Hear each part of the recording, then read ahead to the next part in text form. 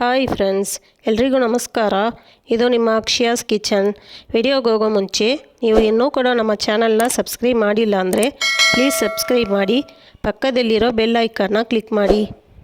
ನಾವಿವತ್ತು ತುಂಬಾ ಟೇಸ್ಟ್ ಆದ ಹಾಗಲಕಾಯಿ ಸಾರು ಹೇಗೆ ಮಾಡೋದು ಅಂತ ನೋಡೋಣ. ಇದನ್ನು ನೀವು ರೈಸ್ ಜೊತೆ ತಿನ್ಬೋದು, ತುಂಬಾ ಟೇಸ್ಟಾಗಿರುತ್ತೆ. ಹಾಗಲಕಾಯಿ ಅಂದ್ರೇ ಕಹಿಯಾಗಿರುತ್ತೆ ಅಂತ ಯಾರಿಗೂ ಇಷ್ಟ ಆಗಲ್ಲ. ಆದರೆ ಈ ಮೆಥಡಲ್ಲಿ ಟ್ರೈ ಮಾಡಿ ನೋಡಿ. ಹಾಗಲಕಾಯಿ ಇಡ್ಸಲ್ಲ ಅನ್ನೋರು ಕೂಡ ಸ್ವಲ್ಪ ಕುಡಿ ಅಂತ ಕೇಳ್ತಾರೆ, ಅಷ್ಟು ಟೇಸ್ಟಾಗಿರುತ್ತೆ. ಸೊ ಖಂಡಿತ ನೀವು ಕೂಡ ಟ್ರೈ ಮಾಡಿ ನೋಡಿ. ಫಸ್ಟು ಇದನ್ನು ಮಾಡೋಕ್ಕೆ ಒಂದು ಕಡಾಯಿಯಲ್ಲಿ 1 ಟೀ ಸ್ಪೂನ್ ಎಣ್ಣೆ ಹಾಕ್ಕೊಳ್ಳಿ. ಇದರಲ್ಲಿ 1/4 kg ಅಷ್ಟು ಹಾಗಲಕಾಯಿನ ಈ ರೀತಿ ಕಟ್ ಮಾಡಿ ಹಾಕ್ಕೊಳ್ಳಿ. ಎಲೆಕಾಯಿ ಅಂದರೆ ಹಾಗೆ ಹಾಕ್ಕೊಳ್ಳಿ, ಇಲ್ಲಾಂದರೆ ಬೀಜ ತೊಗೊಂಡು ಹಾಕ್ಕೊಳ್ಳಿ. 2-3 ನಿಮಿಷ ಫ್ರೈ ಮಾಡಿದ್ರೆ ಸಾಕು. ನೋಡಿ, ಈ ರೀತಿ ಕಲರ್ ಚೇಂಜ್ ಆದರೆ ಸಾಕು. ಇದನ್ನು ಒಂದು ಪ್ಲೇಟ್ಗೆ ತೆಗೆದಿಟ್ಕೊಳ್ಳಿ. ಅದೇ ಕಡಾಯಲ್ಲಿ 3 ಟೀ ಸ್ಪೂನ್ ಎಣ್ಣೆ ಹಾಕ್ಕೊಳ್ಳಿ. ಎಣ್ಣೆ ಬಿಸಿ ಆದಮೇಲೆ ಇದರಲ್ಲಿ 1 ಟೀ ಸ್ಪೂನ್ ಸಾಸಿವೆ, ಅರ್ಧ ಟೀ ಸ್ಪೂನ್ ಉದ್ದಿನಬೇಳೆ, 1 ಟೀ ಸ್ಪೂನ್ ಜೀರಿಗೆ, 1 ಟೀ ಸ್ಪೂನ್ ಸೋಂಪು ಕಾಳು, ಅರ್ಧ ಟೀ ಸ್ಪೂನ್ ಹಿಂಗನ್ನು ಹಾಕ್ಕೊಂಡು ಇವನ್ನೆಲ್ಲ ಚೆನ್ನಾಗಿ ಮಿಕ್ಸ್ ಮಾಡ್ಕೊಳ್ಳಿ. ಈಗ ಇದರಲ್ಲಿ ಕಟ್ ಮಾಡಿಟ್ಟಿರೋ 2 ಈರುಳ್ಳಿನ ಹಾಕ್ಕೊಂಡು ಫ್ರೈ ಮಾಡ್ಕೊಳ್ಳಿ. ಈರುಳ್ಳಿ ಸ್ವಲ್ಪ ಫ್ರೈ ಆದರೆ ಸಾಕು. ಈಗ ಒಂದು ಕೈಯಷ್ಟು ಬೆಳ್ಳುಳ್ಳಿನ ಹಾಕ್ಕೊಳ್ಳಿ. ಈರುಳ್ಳಿನ ಮೀಡಿಯಮ್ ಫ್ಲೇಮಲ್ಲಿ ಇಟ್ಕೊಂಡು ಫ್ರೈ ಮಾಡೋವಾಗ ಗ್ರೇವಿ ಸ್ಟ್ರೆಚ್ಚರು ತುಂಬಾ ಟೇಸ್ಟಾಗಿರುತ್ತೆ.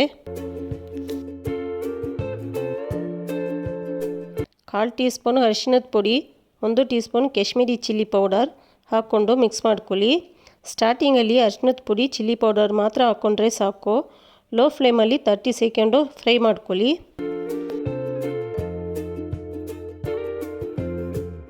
ನೆಕ್ಸ್ಟ್ ಇದರಲ್ಲಿ 2 ದೊಡ್ಡ ಸೈಜು ಟೊಮೆಟೊನ ಮಿಕ್ಸಿ ಜಾರ್ಗೆ ಹಾಕಿ ಫೈನ್ ಪೇಸ್ಟಾಗಿ ಮಾಡಿಕೊಂಡು ಸೇರಿಸಿದ್ದೀನಿ. ಟೊಮೆಟೊ ತುಂಬಾ ಹಣ್ಣಾಗಿರೋದನ್ನು ಸೇರಿಸ್ಕೊಳ್ಳಿ, ಆಗಲೇ ಗ್ರೇವಿ ತುಂಬಾ ಟೇಸ್ಟಾಗಿರುತ್ತೆ.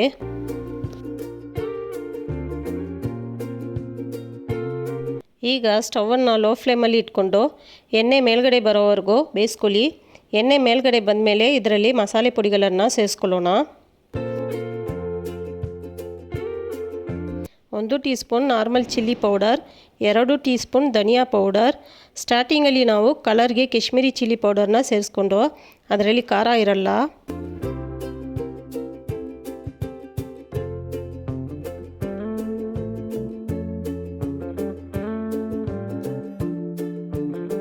ಇವನ್ನೆಲ್ಲ ಒಂದು ಸಲ ಚೆನ್ನಾಗಿ ಮಿಕ್ಸ್ ಮಾಡ್ಕೊಳ್ಳಿ. ಈಗ ರುಚಿಗೆ ತಕ್ಕಾಗೆ ಉಪ್ಪನ್ನು ಹಾಕ್ಕೊಳ್ಳಿ.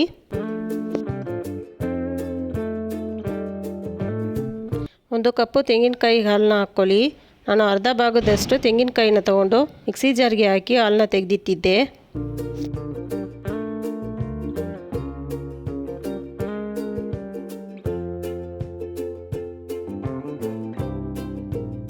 ಒಂದು ಕುದಿ ಬಂದ ಮೇಲೆ ಇದರಲ್ಲಿ ಒಂದು ದೊಡ್ಡ ನೆಲ್ಲಿಕಾಯಿ ಸೈಜು ಹುಣಸೆ ಹಣ್ಣಿನ ರಸ ತೆಗೆದಿಟ್ಟಿದ್ದೀನಿ, ಅದನ್ನು ಸೇರಿಸ್ಕೊಳ್ಳಿ.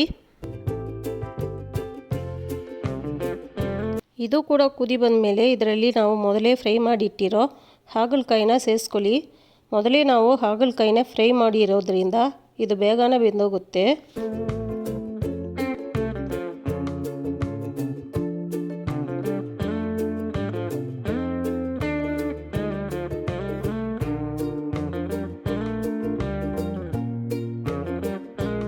ಇದನ್ನು ಮುಚ್ಚಳ ಹಾಕಿ 10 ನಿಮಿಷ ಸಿಮ್ಮಲ್ಲಿ ಇಡಿ.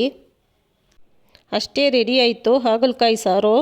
ಲಾಸ್ಟು ಇದರಲ್ಲಿ ಒಂದು ಚಿಕ್ಕ ಪೀಸು ಬೆಲ್ಲ ಹಾಕಿದರೆ ಇನ್ನೂ ಕೂಡ ಟೇಸ್ಟಾಗಿರುತ್ತೆ. ನಾನಿವತ್ತು ಬೆಲ್ಲ ಹಾಕಿಲ್ಲ. ನೋಡೋವಾಗಲೇ ಕಲರ್ಫುಲ್ಲಾಗಿದೆ, ತಿನ್ನೋದಕ್ಕೆ ಕೂಡ ತುಂಬಾ ಟೇಸ್ಟಾಗಿತ್ತು. ಸೊ ನೀವು ಕೂಡ ಟ್ರೈ ಮಾಡಿ ನೋಡಿಬಿಟ್ಟು ಹೇಗಿದೆ ಅಂತ ನಿಮ್ಮ ವ್ಯಾಲ್ಯೂಬಲ್ ಕಮೆಂಟ್ಸನ್ನು ತಿಳಿಸಿ. ಮತ್ತು ನಿಮ್ಮ ಫ್ರೆಂಡ್ಸ್ಗಳಿಗೆ ಕೂಡ ಶೇರ್ ಮಾಡಿ. Thank you.